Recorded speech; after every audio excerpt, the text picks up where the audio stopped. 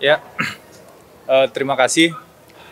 Pertama, kita semua bersyukur ya, sampai dengan sekitar pukul 6 sore ini sidang selesai dengan baik. Jadi kita bersyukur dan wajar kalau kami kemudian sampaikan terima kasih dan apresiasi pada majelis hakim yang memimpin sidang dengan cukup baik.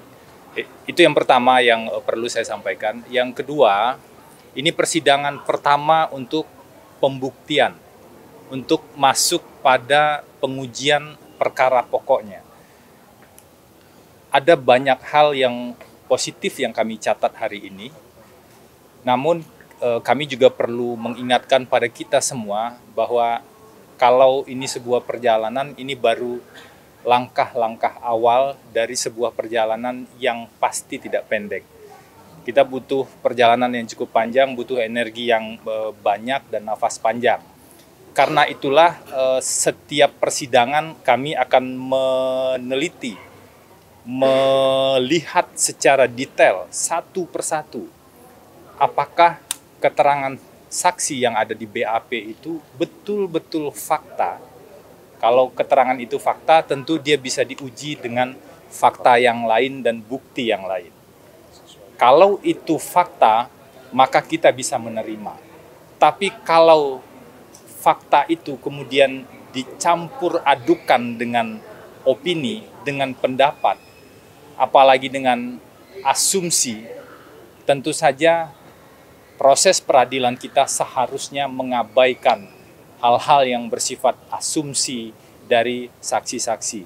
Karena itulah kalau tadi kita simak baik-baik, kami melihat secara sedetail mungkin mana yang sebenarnya fakta, mana yang sebenarnya asumsi. Dan kita lihat para saksi tadi juga mengakui secara terbuka, kalau ini fakta, kalau ini asumsi. Apa yang bisa disimpulkan dari fakta terkait dengan peran dari Pak Hasto Kristianto? Dari fakta yang bisa kita simpulkan, peran Pak Hasto adalah peran sebagai Sekjen PDI Perjuangan yang dilakukan secara sah dan bukan hal yang melawan hukum. Apa itu? Yang pertama terkait dengan pengajuan judicial review ke Mahkamah Agung yang putusannya putusan 57, dan ada putusannya yang secara konkret sebenarnya menyebutkan seperti yang tadi disampaikan. Dan yang kedua, menyurati KPU. Jadi menyurati KPU itu bukan untuk pribadi orang tertentu, bukan. Tadi saksi Wahyu juga mengatakan itu kepentingan peserta pemilu, yaitu partai politik.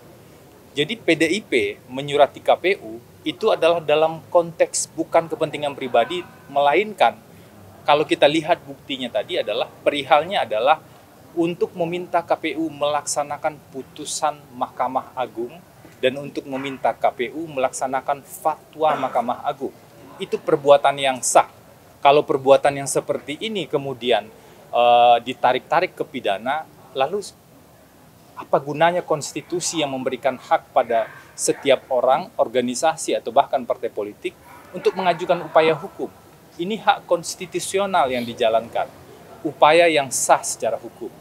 Dan kalau kita lihat lagi terkait dengan peristiwa suapnya, tegas sekali dikatakan bahwa tidak ada bukti yang mendukung atau yang dimiliki oleh saudara Wahyu terkait dengan sumber dana itu dari Pak Hasto.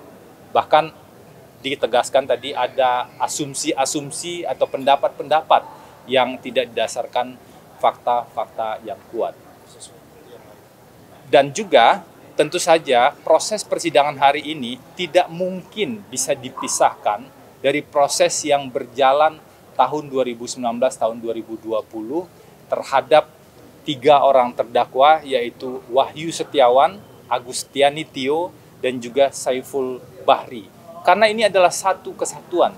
Tidak mungkin dalam satu perkara besar kemudian ada pertentangan satu dengan yang lainnya. Bahkan kalau ada pertentangan, itu menjadi salah satu alasan untuk upaya hukum luar biasa. Artinya seharusnya tidak boleh ada pertentangan antara satu perkara yang sudah berkekuatan hukum tetap dengan perkara lainnya. Dan satu poin lagi, ini sekaligus sebagai edukasi pada publik, karena melalui teman-teman wartawan yang biasa meliput di pengadilan, kita betul-betul, kalau tadi harus memisahkan antara fakta dengan opini atau dengan asumsi, ada satu hal lagi yang juga penting. Di hukum itu dikenal dengan testimonium de auditu, atau dalam bahasa sehari-harinya kabar burung. Testimonium de auditu atau kabar burung, atau ketika seseorang itu mendengar dari orang lain, itu tidak bisa digunakan sebagai bukti dalam hukum acara pidana kita. Jadi jangan sampai hal-hal seperti kabar burung atau testimonium de auditu itu kemudian diolah sedemikian rupa untuk menuduh orang-orang tertentu. Apa yang disampaikan oleh saudara Wahyu tadi sebagai saksi terkait dia mendengar ada orang lain yang berbicara, itu masuk kategori testimonium de auditu menurut kami. Dan seharusnya itu tidak bisa digunakan. Itu saja, terima kasih.